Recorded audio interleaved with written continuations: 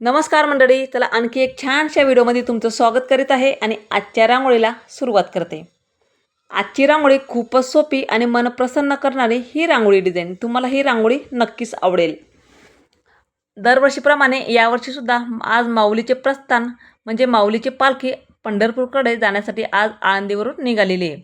त्यानिमित्तच अगदी छोटीशी विठ्ठल रुक्माईची रांगोळी काढण्याचा मी अगदी छोटासा प्रयत्न केलेला आहे. आजच्या रांगोळीमध्ये जास्तीत जास्त काळा आणि पांढऱ्या रांगोळीचा मी इथं उपयोग केलेला आहे. इथं मी खाली काळा कलर घातला आहे आणि वर पांढऱ्या कलरनं ही रांगोळी काढते. तुम्हाला काळा कलर नसेल वापरायचं, तुम्ही बुक्का वापरला तरीही चालतो किंवा लाल कलर किंवा पिवळा कलर खाली टाका आणि त्यावर ही रांगोळी डिझाईन तुम्ही काढू शकता.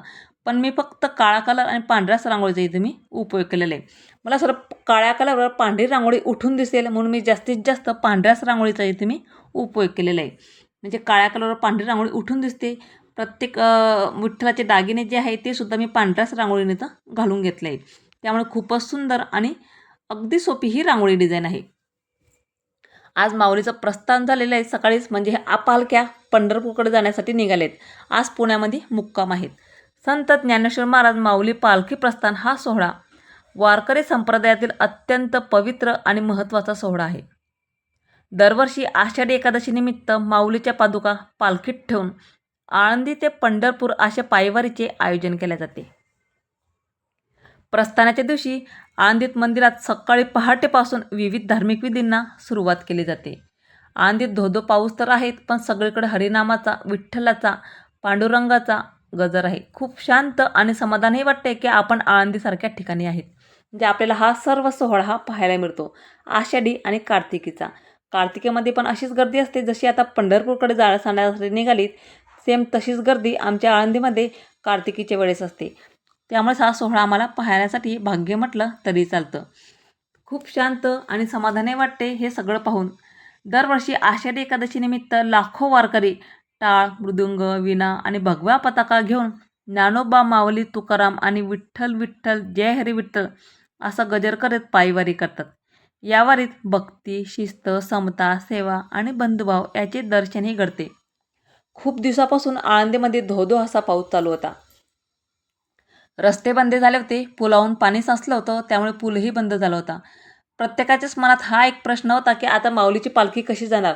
जे वारकरी दिंड्या घेऊन आले होते त्या कशा नेणार? पण म्हणतात ना, काहीतरी चमत्कार घडावं आणि असंच घडलं. माऊलीचा चमत्कार जरी म्हटलं तरी चालेल, कारण पाऊस कमी झाला, रस्ते चालू झाले, पुलावरचं पाणी कमी झालं, त्याच पुलावरून पालख्यासुद्धा गेले. खूप समाधान आणि शांतताही वाटली सगळ्यांना हे सगळं पाहून की काहीतरी चमत्कार घडला, माऊलीनं चमत्कार केला असं म्हटलं तरी पण चालेल. कारण कितीही पूर आला, संकट आली, पण वारकऱ्यांची पावलं थांबली नाहीत. कारण त्यांच्या मुखी एकच नाम, विठ्ठल जय हरी विठ्ठल, ज्ञानोबा, माऊली, तुकाराम हा जयघोष. हरिनामामध्ये विठ्ठलामध्ये खूप भक्ती आणि शक्तीसुद्धा असते. खूप ते बघायला मिळालं. खूप छान वाटलं.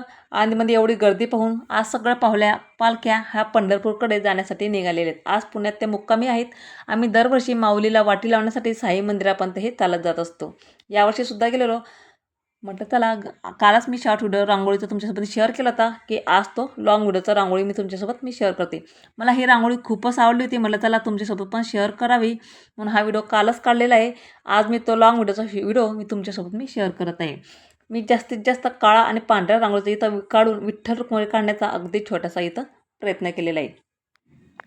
विठ्ठल रुक्माईचा जो हार आहे त्यावर मी ग्रे कलर घातला आहे आणि त्यावर थोड्याशा पांढऱ्या कलरनं फुलांची डिझाईन तयार करून घेऊन त्यात फक्त लाल, पिवळा असे कलर मी इथं वापरलेले आहे आणि हिरव्या कलरच्या पानासाठी तो मी इथं हारासाठी उपयोग केलेला आहे. म्हणजे त्यामुळे हाराची डिझाईन खूप सुंदर आणि उठूनसुद्धा दिसते.